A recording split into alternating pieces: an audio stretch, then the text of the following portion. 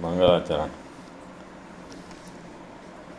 यद्विद्याविलासेन भूतभौतिकसृष्टयः तं नौमि परमात्मानं सच्चिदानन्दविग्रहम्।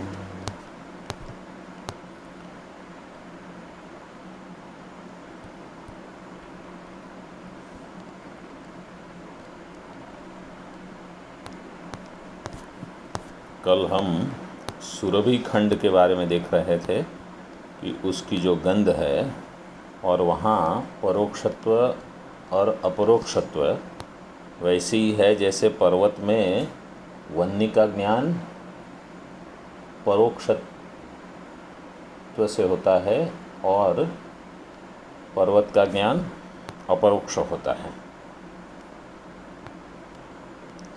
अब आगे हम देखते हैं तो अंतिम जो विचार चल रहा था वो ये चल रहा था कि न्याय मत और वेदांत मत में जाति उपाधि इन सब के विचार अलग अलग हैं।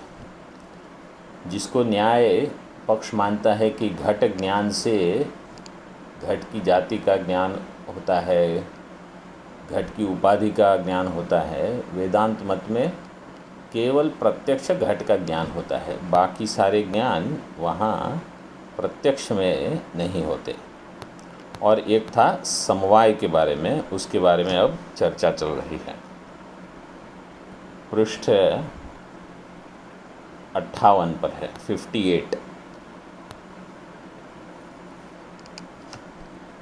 सिवाय दो समवायी पदार्थों का समवाय अपने समवाय बीच में है। हाँ, आपको याद है कहाँ है? हाँ, सिवाय दो समवायी पदार्थों का समवाय अपने समवायी पदार्थों से जिनका समवाय हो संबद्ध होकर विशिष्ट प्रत्यय का नियामक होता है, या उनसे असंबद्ध रहकर ही विशिष्ट प्रत्यय का नियामक होता है।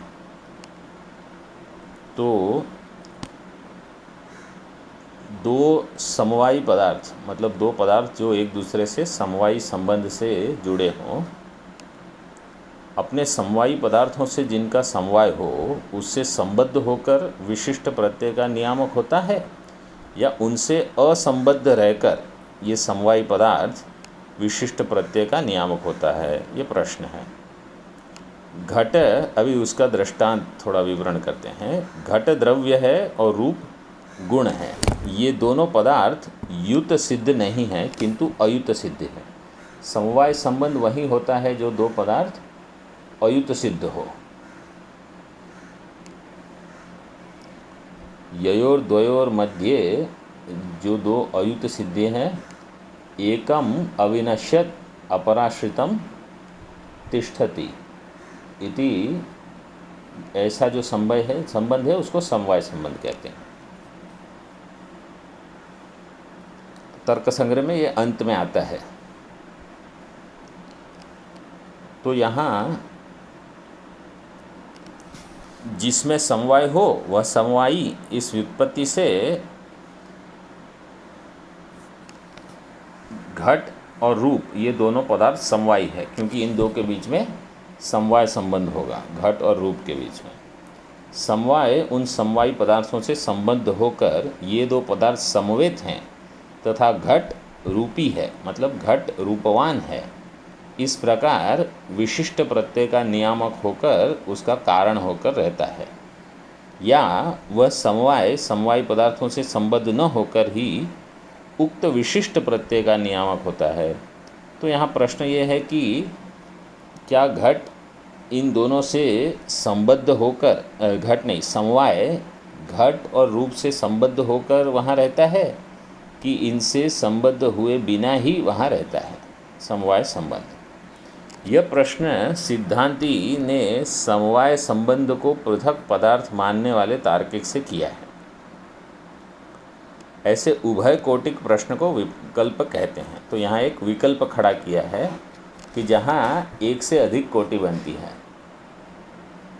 तो जहाँ दोनों संभव होते हैं उसको कहते हैं विकल्प, और जहाँ एक दृढ़ होता है दूसरे से, दोनों विकल्प हैं लेकिन एक दृढ़ विकल्प है दूसरे से, तो उसको कहते हैं संशय। तो जब हमको लगता है कि ये सर्प भी हो सकता है, या उदक धारा भी हो सकती है, या दंड भी हो सकता है, या रज्जु भी हो सकती है, तो ये 4 हो गए विकल्प।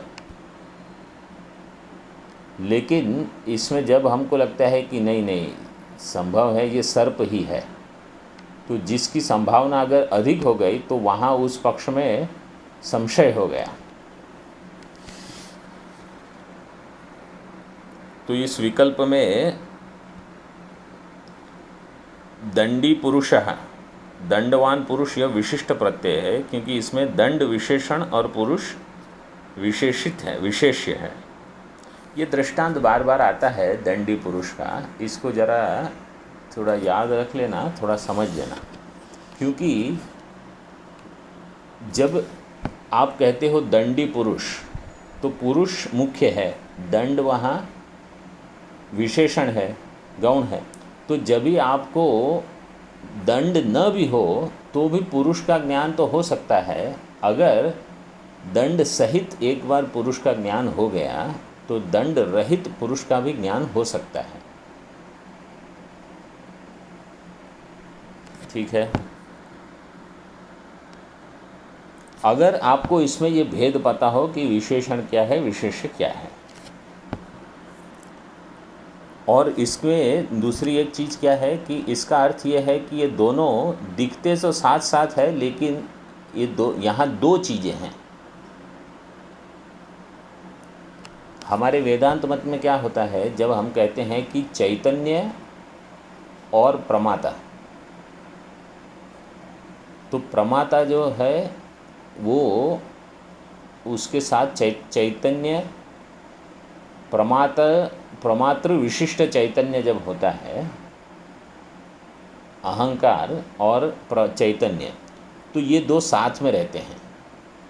तो अभी हमको यहाँ ये समझना है कि यहाँ दो चीज़ें हैं। तो अगर आप दंड और पुरुष को हमेशा साथ में देखोगे तो आपको ये समझ में ही नहीं आएगा कि यहाँ दो चीज़ें हैं। तो कभी न कभी इन दो में से एक का आपको व्यतिरेक करना होगा, तब आपको समझेगा कि यहाँ दो चीज़ें थी, उसमें से एक के अभाव में दूसरे का ज्ञान हो सकता है। अगर हमेशा दोनों साथ में रहेंगे तो व्यतिरेक कभी होगा ही नहीं।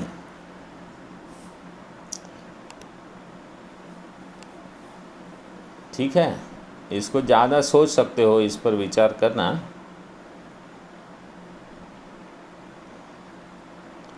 यह पुरुष दंडवान है, इस प्रत्यय का विषय विशेषित विशेषण युक्त पुरुष है, इसलिए यह विशिष्ट प्रत्यय है। उसी तरह रूपी घटः, जिसमें रूप है, रूपवान घटा, इसमें भी रूप विशेषण से युक्त विशेषित समवेत घट विषय है, इस कारण भी विशिष्ट प्रत्यय है। ऐसे विशिष्ट प्रत्यय का नियामक कौन है, संबद्ध समवाय या असंबद्ध समवाय, ऐसा विकल्प है यहाँ। समवाय समवायी पदार्थों से संबद्ध होकर विशिष्ट प्रत्यय का नियामक रहता है, इस प्रथम पक्ष को मानने पर अनवस्था दोष होगा, सिद्धांति कहता है। कैसे? जैसे नैयायिक का कहना है कि रूपी घट है, इस प्रत्यय में रूप और घट दोनों पदार्थ बिल्कुल भिन्न है तथापि परस्पर संबद्ध है। रूप और घट दोनों पदार्थ बिल्कुल भिन्न है तथापि संबद्ध है। इन दो अयुत सिद्ध पदार्थों में संयोग संबंध की संभावना तो बन ही नहीं सकती, अतः नित्य संबद्ध समवाय की सिद्धि हो जाती है। ये दो जो पदार्थ हैं वो अयुत सिद्ध है, मतलब एक दूसरे से अलग से सिद्ध है अपने आप में, तो इनका संयोग संबंध हो नहीं सकता, इसलिए यहाँ समवाय संबंध मानते हैं। तो वेदांती कहता है कि समवाय भी तो संबंधी है, जैसे संयोग भी संबंध है। इसी कारण वह रूप और घट इन दो पदार्थों के मध्य में रहता है, यह रूपात्मक या घटात्मक न होकर रूप और घट से बिल्कुल भिन्न है, तब उनको संबंध कराने के लिए एक और संबंध की आवश्यकता होगी। आपको याद है ये एक विचार कहाँ हुआ है? मांडुक्य कारिका में 5वीं कारिका 3रे अध्याय की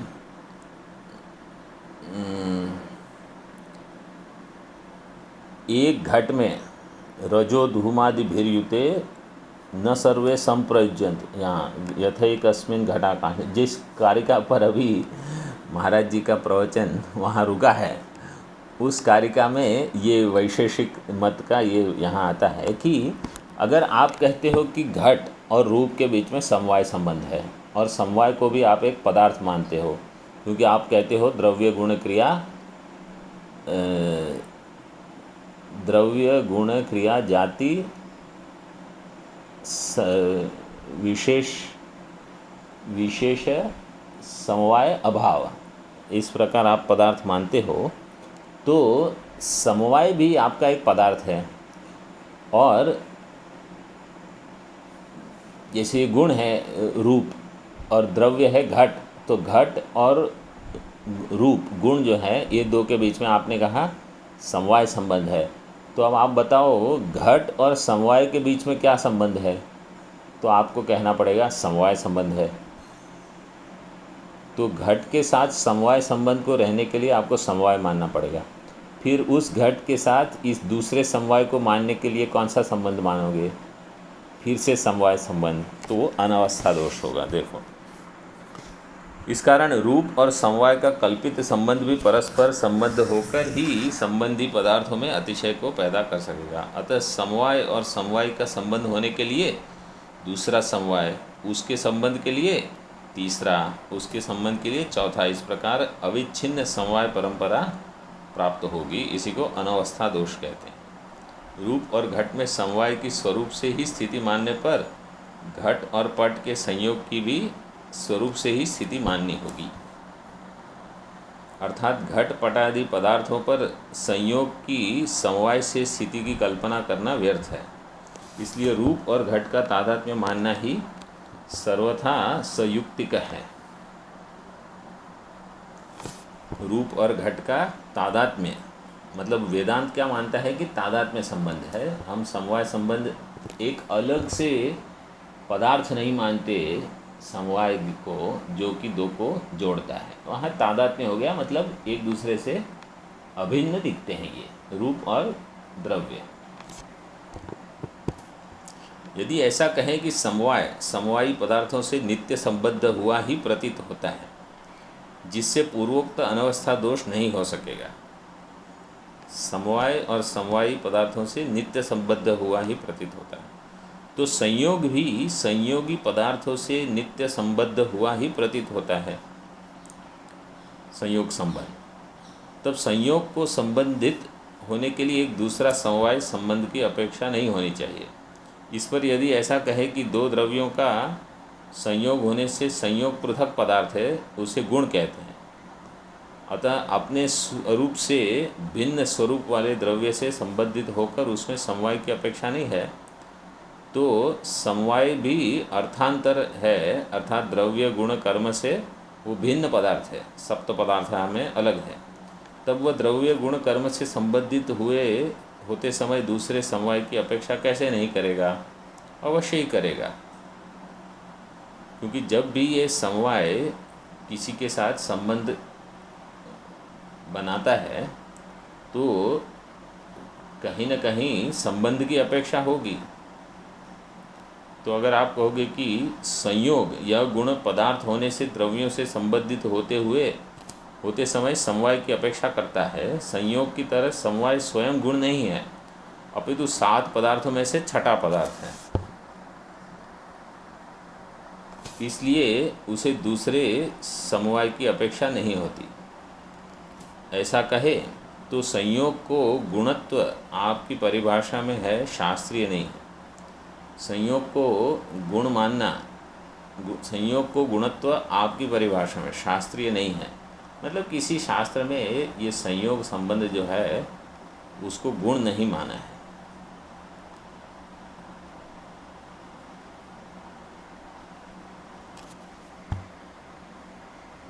जैसे 7 पदार्थों में संयोग एक अलग से नहीं गिन सकते आप, सिवाय अपेक्षा में निमित्त पदार्थांतरत्व का होना दोनों में समान है।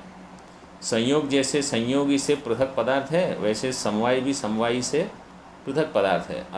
अतः जैसे संयोग संयोगी के साथ संबद्ध होने के लिए समवाय की अपेक्षा रखता है, वैसे ही समवाय को समवायी से संबद्ध होने के लिए दूसरे समवाय की अपेक्षा होनी ही चाहिए। बिना उसके वह समवायी से कैसे संबंधित हो सकेगा।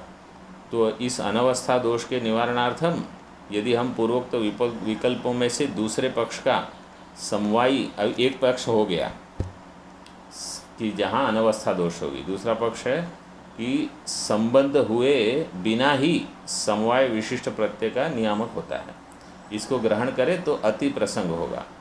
क्योंकि फिर क्या होगा, फिर तो कोई भी असंबद्ध पदार्थ विशिष्ट प्रत्यय का नियामक हो सकता है कि बिना किसी से जुड़े हुए ही आप वहाँ विशेषण विशेष्य संबंध बना देते हो।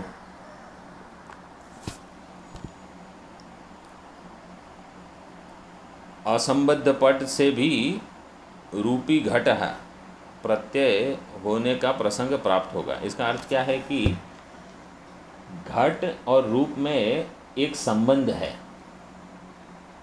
इसलिए आप ये कह सकते हो रूपवान घटः। पुरुष और दंड के बीच में एक संबंध है, इसलिए आप कह सकते हो दंडी पुरुषः। अगर उनमें कोई संबंध तो उस संबंध को कहा समवाय संबंध। अगर आप कहोगे कि ऐसा कोई संबंध है ही नहीं, लेकिन बिना संबंध के घट और पुरुष को, दंड और पुरुष को आपने जोड़ दिया या घट और रूप को आपने जोड़ दिया, तो बिना किसी संबंध के घट को और रूप को क्यों जोड़ रहे हो, पट को जोड़ दो, घट को और पट को जोड़ दो। तो सामने अगर दिख रहा है आपको काला घट या लाल घट, तो आप लाल घट कहने के बदले आप बोल दो लाल पट, जो कि पट वहाँ लाल नहीं है। तो लालिमा जो है घट की और पास में श्वेत पट अगर पड़ा है, तो आप दोनों को कैसे जोड़ सकते हो बिना संबंध के। संयोग संबंध आपको पता है क्या है। संयोग संबंध है कि जैसे लाल घड़ा और एक सफ़ेद कपड़ा, ये दो चीज़ें अलग अलग है, ठीक है। तो अगर उस सफ़ेद कपड़े को लाल घड़े के ऊपर रख दो तो ये संयोग संबंध हो गया, क्योंकि इनको दो को आप अलग कर सकते हो। समवाय संबंध क्या मानते हैं ये कि लाल घड़े में से लाल और घड़े को आप अलग नहीं कर सकते, क्योंकि मिट्टी ही लाल है, या श्वेत कपड़ा, तो वहाँ सफ़ेद रंग को और कपड़े को आप अलग नहीं कर सकते, इसलिए वो संबंध नित्य संबंध है, उसको समवाय मानते हैं ये तार्किक।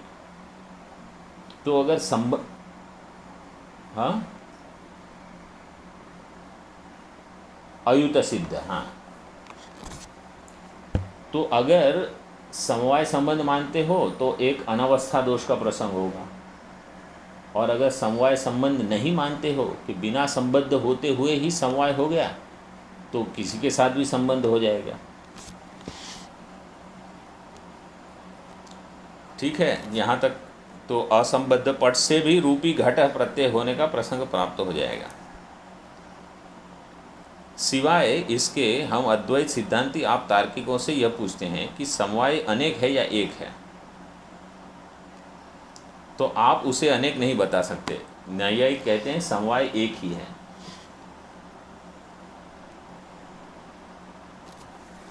कारण यह है कि समवायस्तु एकैव, ये उनकी परिभाषा है। विशेष पदार्थ के अनंत होने पर भी समवाय एक ही है, ये इनकी आपकी परिभाषा है। इसलिए समवाय के अनेक मानने पर अपसिद्धांत और गौरव दोष प्राप्त होंगे कि अगर आप समवाय को अनेक अगर मान लिया तो आपका जो मूल सिद्धांत है वहीं खंडन शुरू हो जाएगा, इसको कहते हैं अपसिद्धांत। तो आपने कुछ मान के आगे बढ़ना शुरू किया, ठीक है, अब वहाँ आगे बढ़ते बढ़ते आपको कोई प्रश्न आए तो बोले ठीक है बदल दो सिद्धांत ऐसे नहीं बदल सकते आप।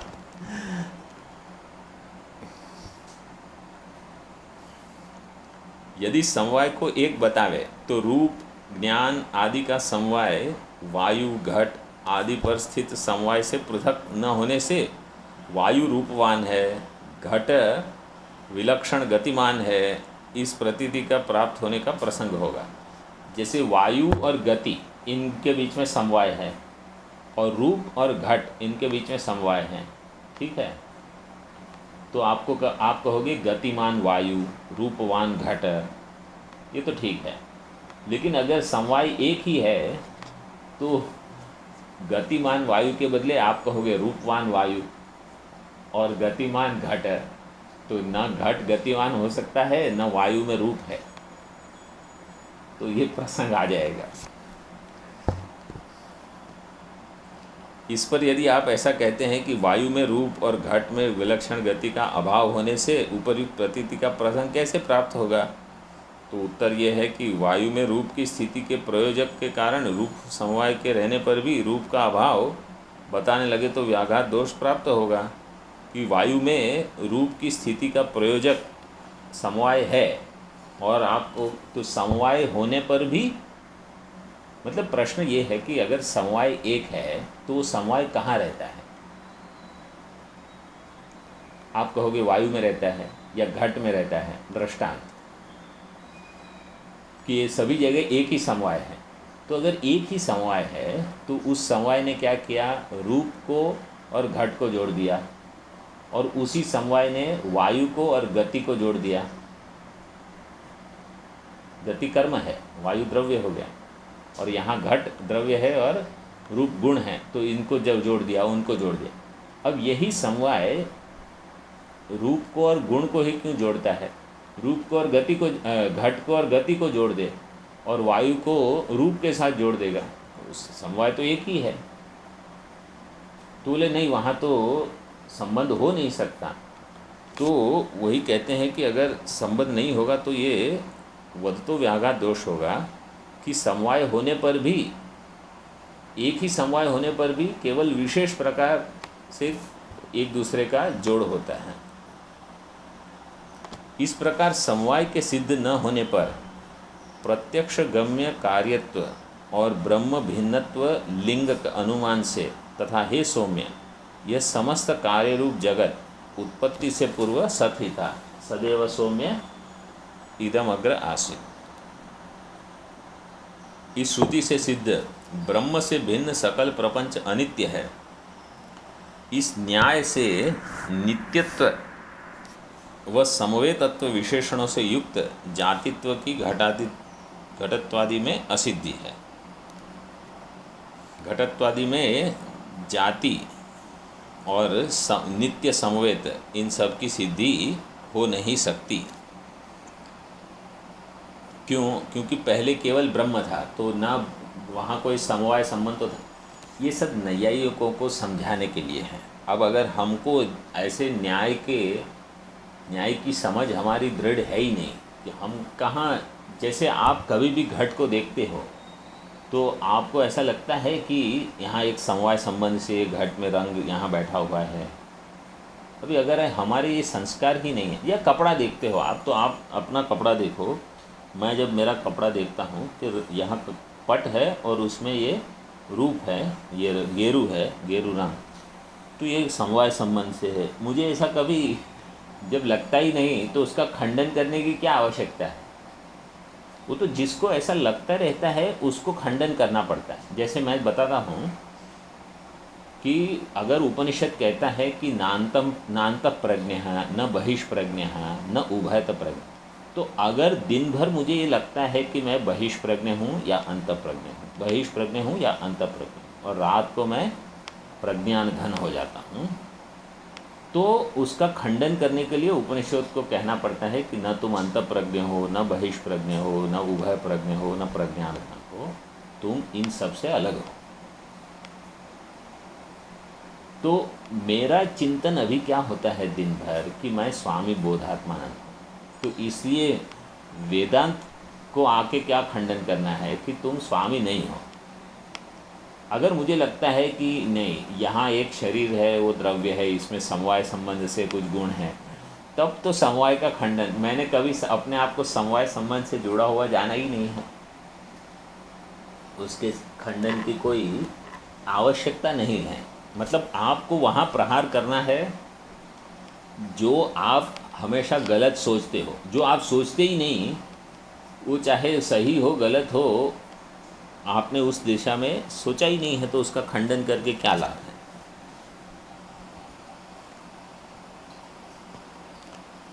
ठीक है, तो यहाँ सदैव सौम्य इदम अग्र आसीत, यहाँ कह दिया कि सच से पहले कुछ था ही नहीं, तो ना आपका समवाय था, न जाति थी, ना वो नित्य हो सकते हैं, क्योंकि वो पहले नहीं थे, इसलिए बाद में भी नहीं होंगे, तो वो मिथ्या है वेदांत की समझ में। जाति में कार्यत्व होने से और वह ब्रह्म भिन्न होने से उसकी अनित्यता का अनुमान हो जाता है। एवं च अनुमान से भी जाति सिद्ध नहीं होती, श्रुति से भी समस्त प्रपंच अनित्य सिद्ध होने से नित्य व अनेक समवेत जाति घटत्वादिकों में सिद्ध नहीं हो पाती।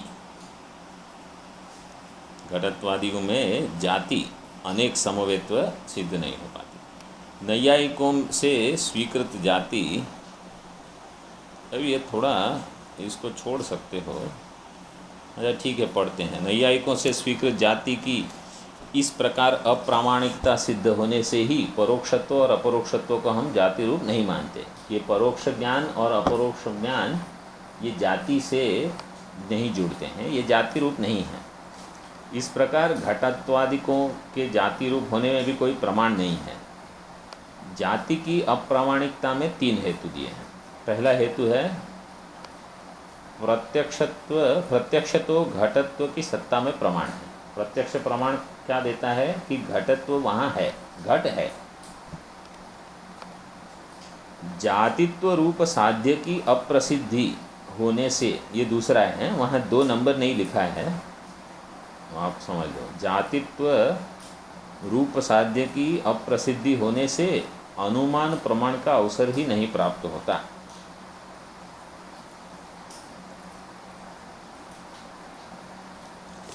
जातित्व रूप साध्य ये जो है उसकी अप्रसिद्धि, मतलब वो अभी सिद्ध नहीं हुआ है, वो तो साध्य है आपका, इसलिए अनुमान प्रमाण वहाँ है नहीं, अनुमान प्रमाण का अवसर ही नहीं प्राप्त होता। तीसरा जाति लक्षण घटित नित्यत्व समवेतत्व आदि की असिद्धि होने से भी जाति की सिद्धि नहीं हो पाती। तो जाति की अप्रामाणिकता में 3 हेतु दिए। पहला है कि जो घट का ज्ञान होता है वो केवल प्रत्यक्ष ज्ञान होता है, वो घट का ज्ञान है, उसमें जाति नहीं है। एक उस क्योंकि प्रमाण केवल घट के ज्ञान में है, जाति में नहीं है। दूसरा कि जातित्व जो है वो अभी आपका साध्य है, तो अभी तो आपने सिद्ध नहीं किया, तो आप उसको प्रामाणिक कैसे मान सकते हैं। मतलब आप अगर अनुमान प्रमाण का प्रयोग करोगे तो उसमें आप जाति को ला नहीं सकते। क्यों? क्योंकि अभी वो आपका सिद्ध नहीं है। और तीसरा जाति लक्षण घटित नित्यत्व समवेतत्व, इसकी भी सिद्धि नहीं है। आप कहोगे कि जाति नित्य है और समवेत है,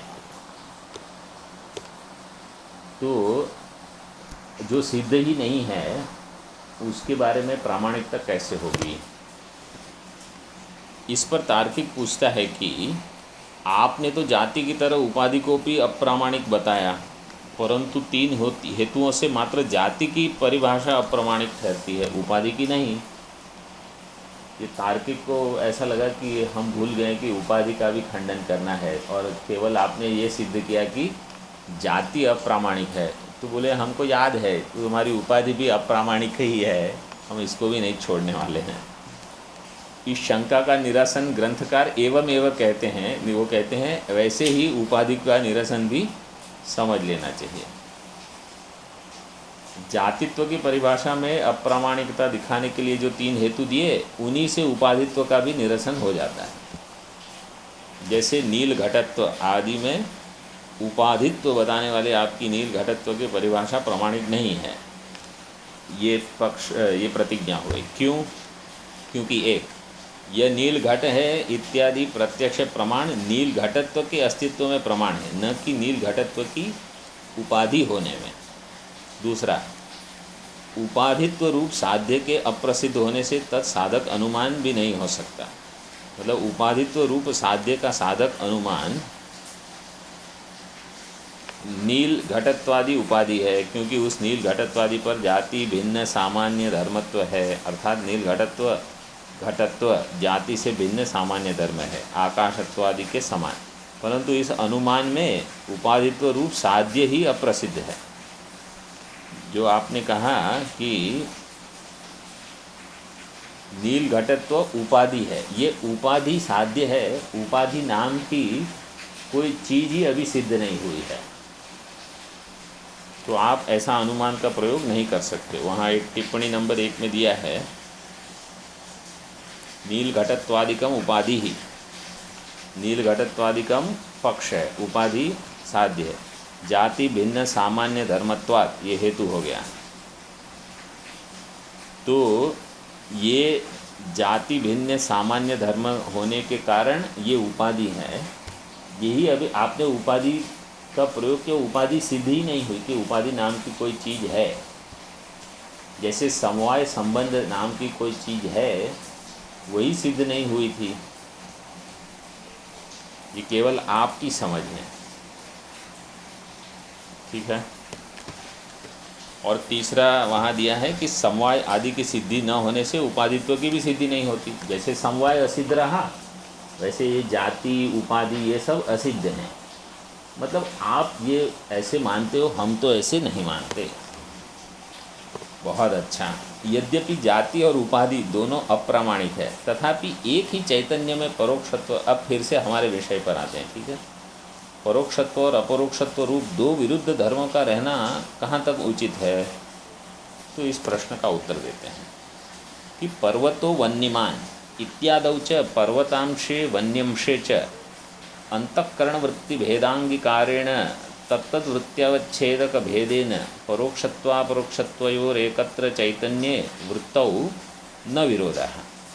तथा च तत्तदिन्द्रिययोग्य वर्तमान विषयावच्छिन्न चैतन्याभिन्नत्वं तत्तदाकारवृत्त्यवच्छिन्न ज्ञानस्य तत्तदंशे प्रत्यक्षत्वम्।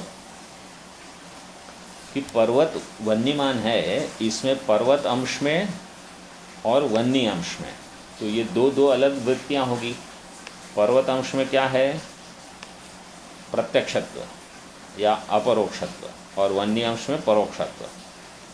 पर्वतांशे वन्यांशे च अंतःकरण वृत्ति भेद अंगीकारण, तो अंतःकरण वृत्ति का भेद अंगीकार हमने किया है, तो उससे क्या होगा? तत्तद वृत्ति अवच्छेदक भेदेन, तो वृत्ति का अवच्छेदक चैतन्य, वहाँ भी भेद हो जाएगा। परोक्षत्व अपरोक्षत्वयोः एकत्र चैतन्य वृत्तौ न विरोधः। तो परोक्षत्व और अपरोक्षत्व होने के बावजूद भी, उपरांत भी, एकत्र चैतन्य वृत्तौ, वृत्ति में चैतन्य का एक हो जाना, उसमें कोई विरोध नहीं है। वो बताएंगे कैसे। तथा च तत्तद इंद्रिय योग्य वर्तमान विषयावच्छिन्न चैतन्याभिन्नत्वम्, और तत्तद इंद्रिय योग्य वर्तमान और विषय, ये तो पहले ही हमने पढ़ लिया है कि वो इंद्रिय के विषय होने के योग्य हो, एक दूसरा वो वर्तमान भी हो, हाँ ऐसा विषय। तो तत्तद इंद्रिय योग्य वर्तमान विषय अवच्छिन्न चैतन्य अभिन्नम अभिन्नत्वम तत्तद आकार वृत्ति अवच्छिन्न ज्ञानस्य, तत्पदाकार वृत्ति अवच्छिन्न ज्ञान, मतलब वहाँ भी जो एक है विषय अवच्छिन्न चैतन्य और एक है वृत्ति अवच्छिन्न चैतन्य, तो इन दो का जब मेल होगा, वो एक दूसरे से जब अभिन्न हो जाएंगे, तब उस अंश में प्रत्यक्षत्व होगा। मतलब प्रत्यक्ष प्रमाण हमने कहाँ माना है? केवल वहीं है जहाँ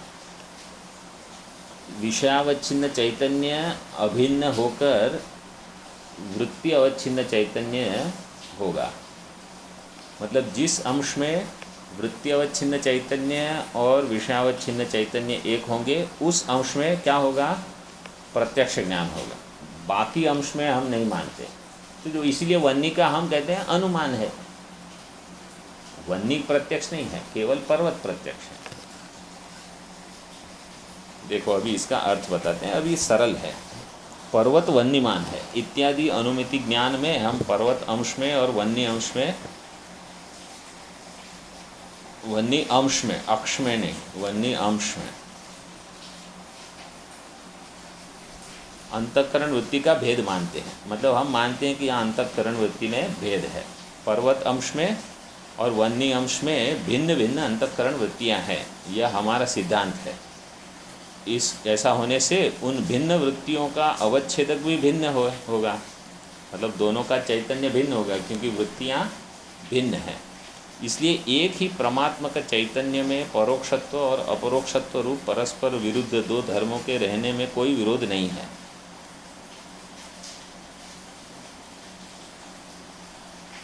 एक ही चैतन्य जो होगा उसमें एक अंश में परोक्षत्व और एक अंश में अपरोक्षत्व रहेगा, उसमें कोई विरोध नहीं है। अर्थात वे दोनों धर्म एक ही चैतन्य में रह सकते हैं। इसका अर्थ क्या है कि जब ज्ञान होगा कि ये जो पर्वत दिख रहा है, इसी पर्वत में वन्नी है, तो जो दिख रहा है वो एक वृत्ति और वहाँ वन्नी है वो दूसरी वृत्ति, लेकिन इन दोनों का जो चैतन्य है वो एक ही है। और वो ये जो हाँ ठीक है,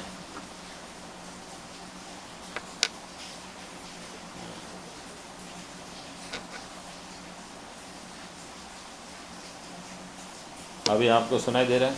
हाँ। तो यहाँ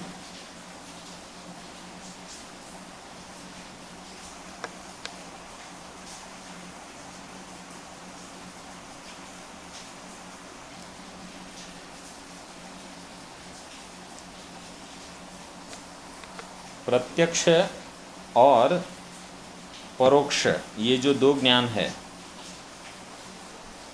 प्रत्यक्ष और परोक्ष, ये जो दो ज्ञान है, ये दोनों ज्ञान आपको सुनाई दे रहा है ठीक से?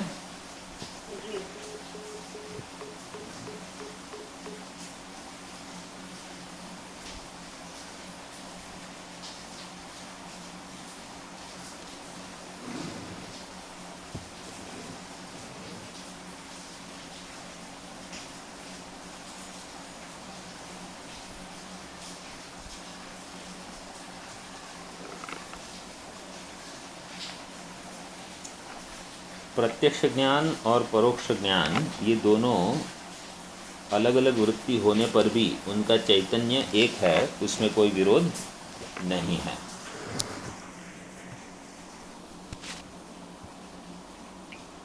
ये हमारा सिद्धांत है। तो दोनों धर्म चैतन्य में रह सकते हैं। तस्मात् उन इंद्रियों के योग्य वर्तमान विषय से अवच्छिन्न हुए चैतन्य के साथ तत्तद विषयाकार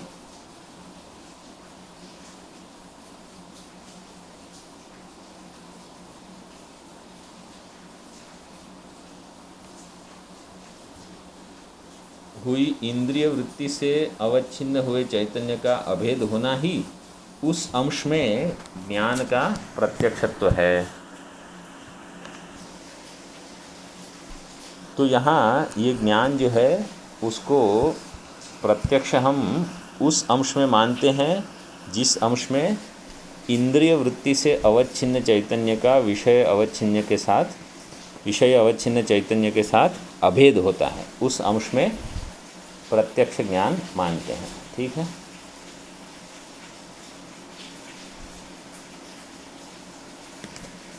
अब इसका विवरण करते हैं।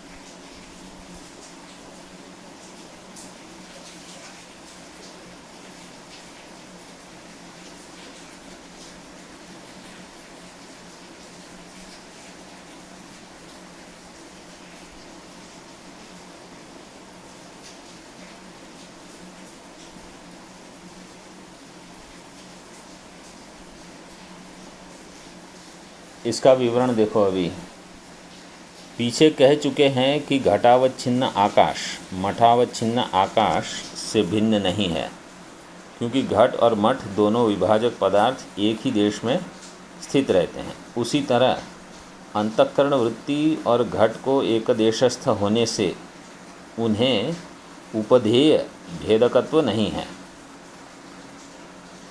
उन्हें उपधेय मतलब उपहित जो है उनका चैतन्य, उसमें भेद नहीं है। मतलब वृत्ति में भेद है लेकिन चैतन्य अभेद है, अभिन्न है। वैसे ही पर्वत वन्यमान है इस ज्ञान में। वैसे ही जैसे आप कहते हो घटाकाश है, मठाकाश है, करकाकाश है, तो घट से अवच्छिन्न आकाश, मठ से अवच्छिन्न आकाश, करक से अवच्छिन्न आकाश, आकाश एक ही है।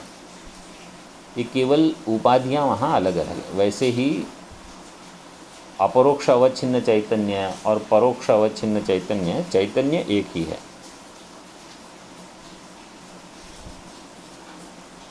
अंतःकरण वृत्ति और घट को एक देशस्थ होने से उपधेय भेदकत्व नहीं है। वैसे ही पर्वत वन्यमान इस ज्ञान में पर्वत और वन्य इन दो उपाधियों को भी एक देशस्थत्व है, इसलिए उन्हें उपधेय भेदकत्व नहीं है। तब एक ही चैतन्य में परोक्षत्व और अपरोक्षत्व कैसे संभव है? इस आक्षेप का समाधान ग्रंथकार करते हैं। यह घट इस प्रत्यक्ष ज्ञान में घटावच्छिन्न चैतन्य और अंतःकरण वृत्त्यवच्छिन्न चैतन्य एक ही है, परंतु पर्वत वन्यमान है। इस अनुमिति ज्ञान में चक्षुरिंद्रिय का बाह्य पर्वत से सन्निकर्ष होकर पर्वताकार वृत्ति होती है। चक्षुरिंद्रिय का बाह्य पर्वत से जब सन्निकर्ष होता है तो पर्वताकार वृत्ति होती है। उस वृत्ति से अवच्छिन्न चैतन्य पर्वत के देश में रहता है, अर्थात उस वृत्ति अवच्छिन्न चैतन्य का देश बाह्य पर्वत है। परंतु वन्याकार वृत्ति व्याप्ति ज्ञान से पैदा होती है और वो हृदयस्थ चैतन्य की अवच्छिदिका है, क्योंकि वन्याकार हमको अनुमान से प्राप्त हुआ है, तो इसलिए वो हृदय में ही है। इस कारण जिस अनुमिति ज्ञान में पक्ष का प्रत्यक्ष रहता है, उस पक्ष के अंश में अपरोक्षत्व और परोक्ष वन्य के अंश में परोक्षत्व, पर्वत के अंश में या पक्ष के अंश में अपरोक्षत्व और वन्य के अंश में परोक्षत्व होने में कोई विरोध नहीं है। ऐसा होने से प्रत्येक विषयाकार वृत्ति से अवच्छिन्न हुए चैतन्य का प्रत्येक इंद्रिय योग्य वर्तमान और अबाधित विषय से अवच्छिन्न हुए चैतन्य से अभेद होना ही ज्ञानांश में प्रत्यक्षत्व कार्य प्रयोजक है। यही पूर्वोक्त ज्ञानगत प्रत्यक्षत्व का प्रमाण चैतन्य का विषयावच्छिन्न चैतन्य से अभेद प्रयोजक शब्द से विवक्षित अर्थ है। इस प्रकार ज्ञानगत प्रत्यक्षत्व का प्रयोजक बताकर अब विषयगत प्रत्यक्षत्व का प्रयोजक बताते हैं। तो ज्ञानगत प्रत्यक्षत्व मतलब चैतन्य का, तो वहाँ प्रत्यक्षत्व। अब विषय के बारे में बताते हैं।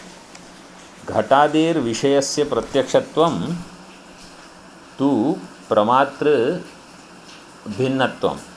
प्रमात्र भिन्नत्वं का अर्थ है प्रमात्र अभिन्नत्व। प्रमात्र या प्रमाता अभिन्न। घटादेः विषयस्य प्रत्यक्षत्वं। तो अभी तक चर्चा क्या हुई कि जो ज्ञान है वो प्रत्यक्ष है। अब हम कहते हैं कि विषय जो है वो प्रत्यक्ष है। घटादेः विषयस्य प्रत्यक्षत्वं तु प्रमात्र अभिन्नत्वं। प्रमाता से घटादि विषय का अभिन्नत्व ही विषयगत प्रत्यक्षत्व में प्रयोजक है। यह घट, यह ज्ञान भी प्रत्यक्ष है। अयम घटः, ये जो ज्ञान है ये प्रत्यक्ष है, और उस ज्ञान का विषय जो घट है वो भी प्रत्यक्ष है। इसी को दो प्रकार से घट का ज्ञान प्रत्यक्ष है और घट प्रत्यक्ष है, इस ऐसे निर्देश किया जाता है। उनमें से ज्ञानगत प्रत्यक्षत्व का प्रयोजक वहाँ तक बताया गया, यहाँ तक बताया गया। अब आगे विषयगत प्रत्यक्षत्व के प्रयोजक को बताते हैं सिद्धांती कि घटादि विषय का प्रमातृत्व अभिन्नत्व, प्रमाता से अभिन्न होना, किसका? घटादि विषय का, ही विषयगत प्रत्यक्षत्व का प्रयोजक है। तो मूल में जो तू शब्द है वो नैयायिकों के विषय प्रत्यक्षत्व का निरसन करने के लिए, उनकी समझ प्रत्यक्ष में और हमारी समझ प्रत्यक्ष में देखो क्या भेद है। नैयायिक का क्या कहना है कि इंद्रियजन्य ज्ञान विषयत्वम विषय प्रत्यक्षत्वम, कि जो इंद्रियजन्य ज्ञान जहाँ है उसका विषय प्रत्यक्ष होगा। हमने यहाँ क्या दिया परिभाषा में कि घटादि का विषय का प्रत्यक्षत्व तभी है जब वो प्रमाता से अभिन्न होगा। ठीक है, तो अब प्रमाता से अभिन्न घट कैसे हो सकता है, इस पर प्रश्न आएगा। तो आगे आता है वो प्रश्न।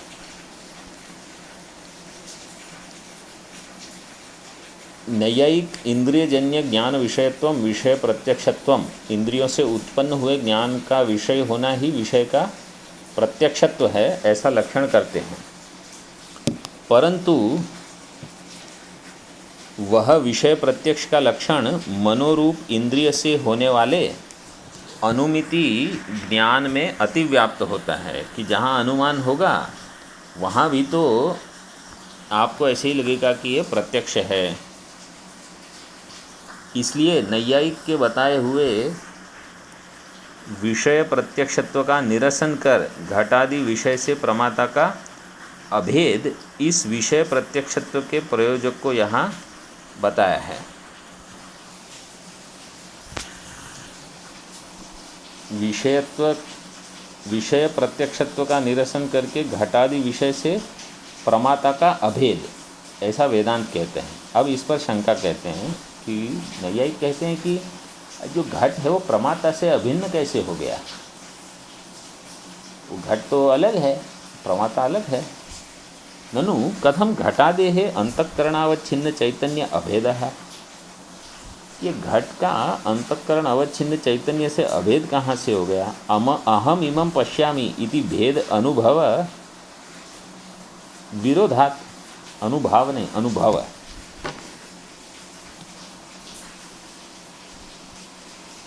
इति चेत,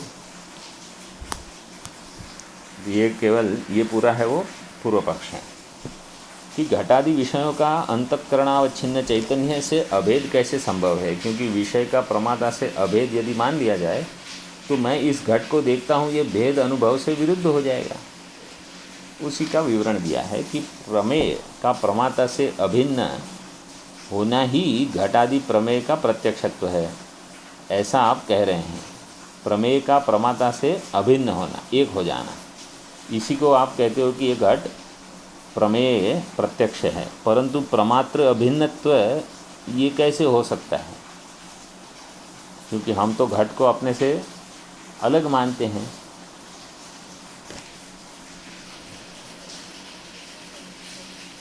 हाँ वो आप हाँ तो ऐसा ही होना चाहिए कि जैसे आप कहते हो, देखो यहाँ पढ़ो, इन दोनों विकल्पों में प्रथम विकल्प उचित नहीं है, क्योंकि विषय स्वयं जड़ होने से उसका चेतन प्रमाता के साथ अभेद हो नहीं सकता, कि वो जड़ है और मैं चेतन हूँ।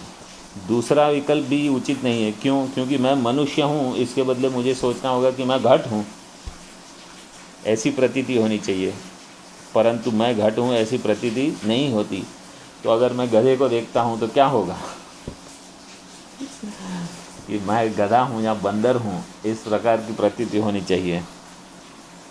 उसके बदले प्रतीति क्या होती है कि मैं इनको देखने वाला हूँ, मैं घट को देखता हूँ, मैं बंदर को देखता हूँ, ऐसी प्रतीति होती है। इस प्रकार तद विरुद्ध भेद प्रतीति होती है। ऐसी स्थिति में प्रमात्र भिन्नत्व का संभव कैसे हो सकता है? तो सिद्धांती अभी इसका इति चेत, ऐसी शंका पर अभी उसका समाधान करते हैं। उच्यते प्रमात्र भेदो नाम न तद ऐक्यम, किंतु प्रमात्र सत्ता अतिरिक्त सत्ताकस्य अभावः।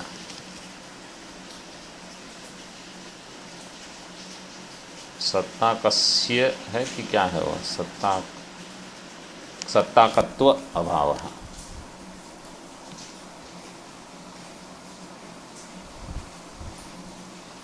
तथा च, तो हम देखो इसमें बताना क्या था, प्रमाता से अभेद होना, इसका अर्थ ये नहीं है कि आप प्रमाता से एक घट और प्रमाता एक हो गए, प्रमाता अवच्छिन्न चैतन्य, किंतु घट की सत्ता प्रमाता की सत्ता से अलग नहीं है। मतलब जब प्रमाता की सत्ता नहीं है तो घट की सत्ता नहीं है। तो इदम की सत्ता कभी है, हाँ, तो प्रमेय प्रमाता के बिना इसकी कोई सत्ता नहीं है।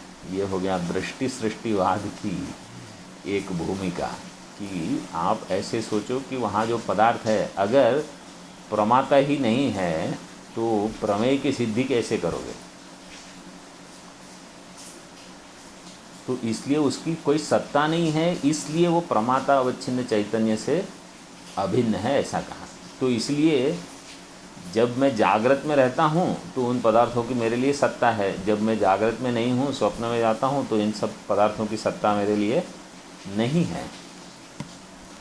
तथा च घटादेहे स्व अवच्छिन्न चैतन्य अध्यस्ततया विषय चैतन्य सत्तैव घटादि सत्ता।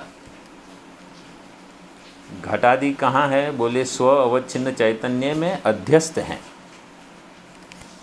और सत्ता किसकी है, विषय चैतन्य की जो सत्ता है वही घटादि की सत्ता, मतलब वहीं से घट को सत्ता मिलती है। तो घट की कोई अलग सत्ता नहीं है, प्रमेय की जड़ की कोई अलग सत्ता नहीं है। अद्वैत मकरंद में कहा था, नहीं भानात ऋते सत्वम नरते भानम चितोचितः। चैतन्य के बिना जड़ का ज्ञान नहीं होगा। नहीं भानात ऋते सत्वम, तो जड़ की सत्ता है ये आपको तभी समझ में आएगा जब वहाँ चेतन होगा। नरते भानम चितोचितः, और अचित का भान चित्त के बिना नहीं हो सकता। तो जो भी जड़ है उसको पहले चैतन्य के संपर्क में आना चाहिए, और चैतन्य और जड़ का जो संबंध है वो कैसा संबंध होगा, बोले ये अध्यास के बिना हो नहीं सकता। तो यहाँ वही दिया है, अभी आगे देखो।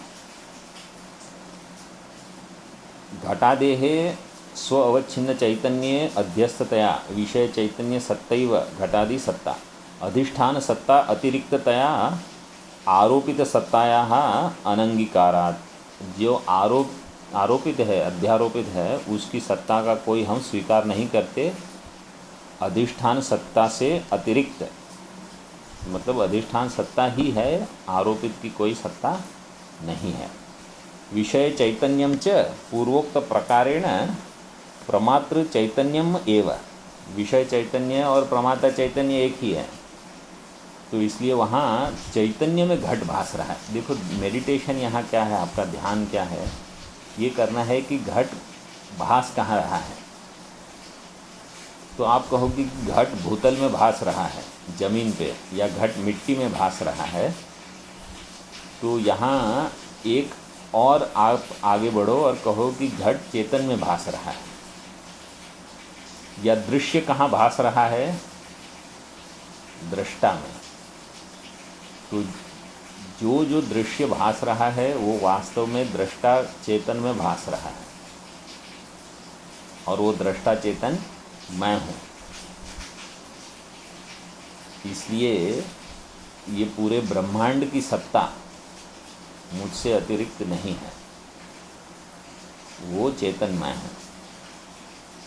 ऐसे ध्यान करना है। हमको लगता है कि घट तो वहीं पड़ा है, मैं आऊँगा जाऊँगा। अरे मैं चेतन हूँ, मुझ में ये घट पूरे ब्रह्मांड के साथ भास रहा है। इसलिए जब कहा जाता है कि इदम वृत्ति अहम वृत्ति पर आश्रित है, तो प्रमेय जो है वो प्रमाता में आश्रित है। इसको 10वें पंचदशी के 10वें अध्याय में विद्यारण्य स्वामी जी ने भी बताया है कि एक है बाह्य वृत्ति और एक है अंतर्वृत्ति। अंतर्वृत्ति को कहते हैं प्रमाता और बाह्य वृत्ति को कहते हैं प्रमेय। और बाह्य वृत्ति जो है वो आंतरवृत्ति पर निर्भर करती है। बिना प्रमाता के कोई प्रमेय की सिद्धि नहीं होगी। जब प्रमाता सो जाता है तो प्रमेय होने पर भी कहाँ पता चलता है। विषय चैतन्यं च पूर्वोक्त प्रकारेण प्रमातृ चैतन्यम एव इति प्रमातृ चैतन्यस्य एव घटादि अधिष्ठानतया प्रमातृ सत्तैव घटादि सत्ता न अन्या इति सिद्धम घटादेः अपरोक्षत्वम्। तो हमारे सिद्धांत में घट को अपरोक्ष या प्रत्यक्ष कैसे मानते हैं? क्योंकि उसकी सत्ता प्रमाता की सत्ता से अलग नहीं है, वहाँ प्रमाता चैतन्य ही भास रहा है, इसलिए वो प्रत्यक्ष है, हम ऐसा कहते हैं। इसलिए वो अपरोक्ष ही है वैसे तो। अब उसका अर्थ बताते हैं। विषय का प्रमात्र भेद कैसे यदि पूछो तो कहते हैं प्रमात्र भेद का अर्थ है प्रमात्री अभेद। प्रमात्री अभेद का अर्थ प्रमात्रैक्य, प्रमात्री ऐक्य नहीं है, परंतु अंतःकरण अवच्छिन्न चैतन्य रूप प्रमाता की सत्ता से भिन्न घटादि विषय की सत्ता का अभाव ही यहाँ प्रमात्र अभेद शब्द से विवक्षित है कि घटादि विषय की एक अपनी सत्ता नहीं है। अतः घटादि विषयों से अवच्छिन्न हुए चैतन्य में घटादि विषयों का अध्यारोप हुआ होने से वैषय चैतन्य सत्ता ही, मतलब विषय के चैतन्य की सत्ता ही घटादि विषयों की सत्ता है।